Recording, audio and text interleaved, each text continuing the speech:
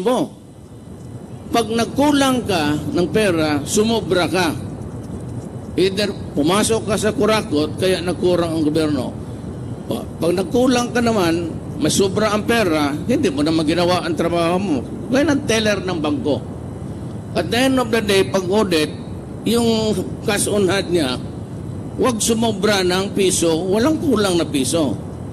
Kasi kung nakulangan kang ng piso, tanga-tanga ka. Ngayon naman kung nasubrahan yung pera mo ng 1 peso, tatanga-tanga ka pa rin. Ang kalaot katong imong katransaksyon. That is just an example when we talk about pesos. But if we talk about billions, there's some corruption in it. So, corruption must stop. Itong pulis must stop. And I will have to ask about 3 generals, John Sacrame, to resign. And do not wait for me to name you in public because I will only humiliate you. Lahat ng mga kasong pulis na dismiss ang kaso will be reviewed. Kasi ang style nila ganito. Pag nahuli yan sila, napailan ng kaso, they disappear from the horizon. Tago-tago lang sila, pulis eh. Maya, pag matagal na, about 2 years, 3 years, magpunta na kaagad yan doon sa judge, may abogado na. Kung titignan niya na wala na yung mga witnesses, patay na o matanda na, o hindi na interesado kasi hinold up nila for 3 years, wala nangyari sa kaso, kasi at large man sila. Then suddenly you did appear in court and say, Judge, magpiyansa ako. Kung ayaw mo ako magpiyansa, I insist on a trial. It says, there must be a speedy trial. Kung walang speedy trial, madismiss yung kaso and it is always with jeopardy. Meaning, hindi na ma-file uli. So yan ang gawin nila. Ang mga server, sulat na lang doon, cannot be located. Hindi naman tinatanong yan ng judge kung totoo ba o hindi. Cannot be located or has transferred to another residence, basig na agod, pag ingoy katulog, mogyapon, cannot be located ang witnesses, ang complainant, wala, dismiss ang kaso. At dahil na sila sa Polcom o diha sa Krami, it's only about 300,000, balik sila sa serbisyo. And they go back again, crucifying the Filipino. Hindi ako papayag na. Lahat na may kaso, lahat ng pulis na may kaso at wanted ngayon, you have to either pag nandiyan ka pa sa droga, ipapatay kita. Don't take this as a joke. Hindi ako nagpapatawa. Putang ina, papatayin talaga kita.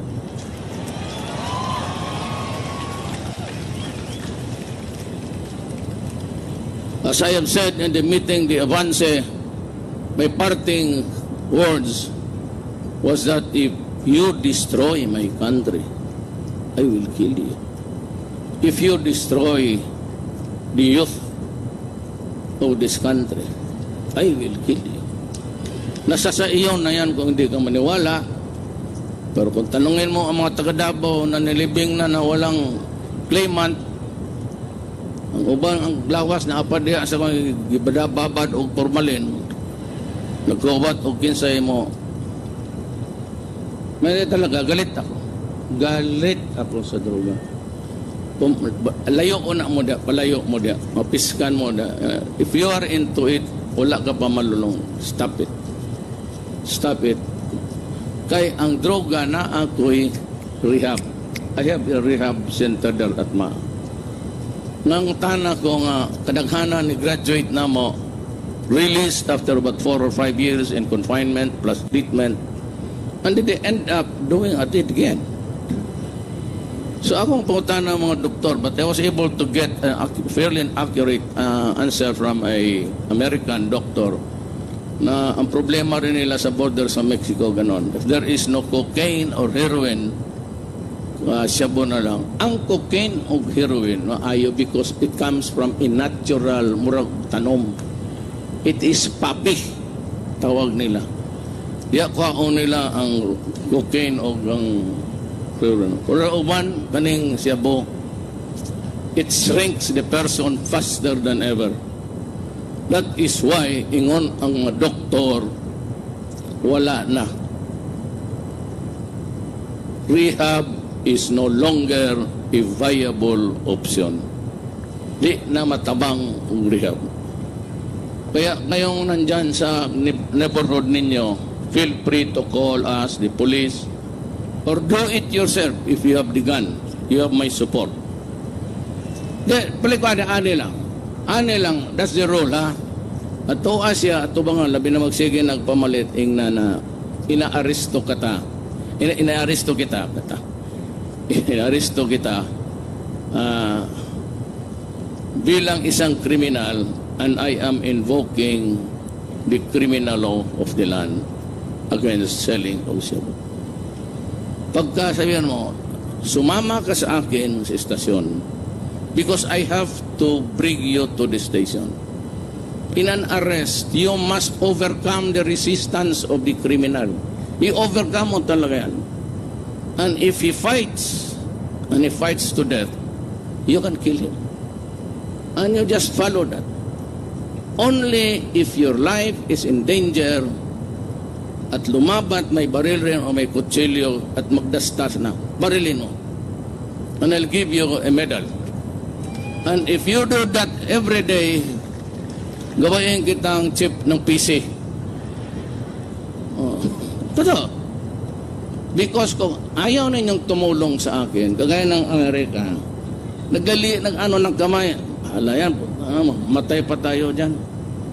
But kung tatay ka, may baril ka, at yung anak mo lumalabas, hindi mo na mapipigilan sa totohanan talaga, lumalabas may mga anak ninyo.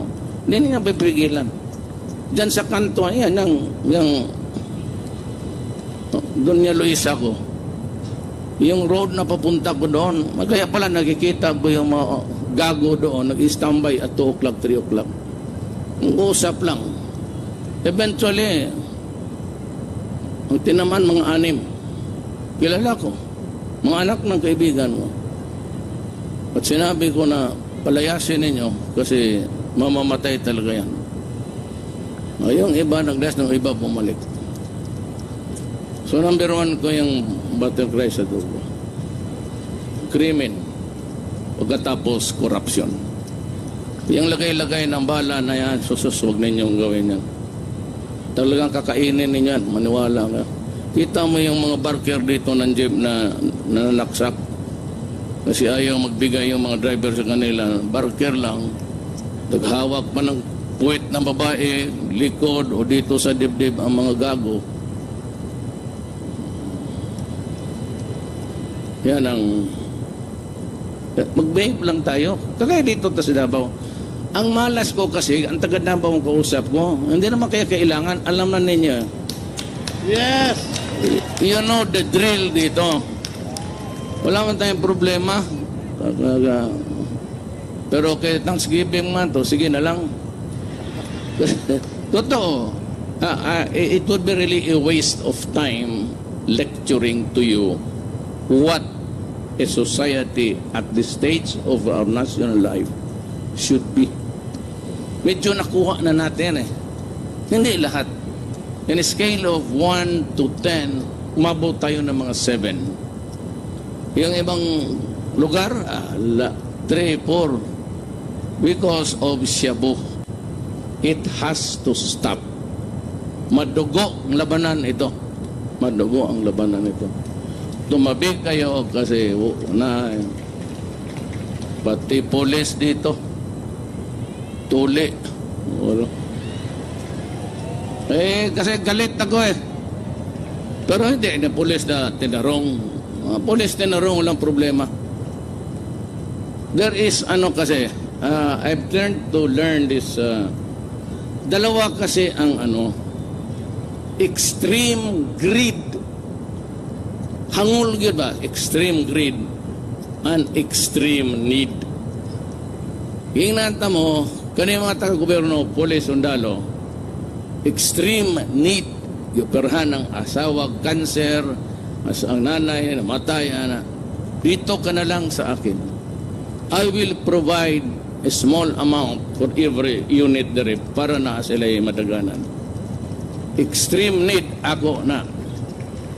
Extreme greed, ako rin yan. Kaya ipapatay, tagyog ka. Ang bayad ko ngayon, pagka drug lord, nag-announce na ako, 5 million. Labi nagpatay. O buhi, 4,999,000 lang. Totoo. Tapos yung distributor lang dyan, kaya nang buhangin, kung mapatay mo, it's basta drug lord na, 3 million. Pag hindi patay, 299 million lang. Kasi 2,999,000. Ganon. Tapos yung mga pitsi-pitsi, 50. May pera pang naiwan. Ganito ang nangyari. Sabihin mo sa kulik na yan, huwag nilagaw kong malitsi-litsi. Wala kasing bumigay talaga sa akin ng pera. Because they thought I'd never make it. So, gamay regular kayo nihatag, and for the few times that I was able to go outside of Davao to campaign, it was only in limited number of days and limited expenses. Bayad pang hotel. But katong nagataas na ko, labi na itong murag ni Sirit na ko, naabot na ko 18, 21, no? Dagan na ng hatag. Wapog kumudawat na. Kaya akong uman mga amigo, because I do not want to embarrass them. Ingon sila, Mayor, karoon lang kami well. Pero katong mga tag-iyag aeroplano, I assure, tag-iyag mga, di dala na ako pangalang kibaw na magduhara may tag-iyag aeroplano dari Pilipinas. Never accepted.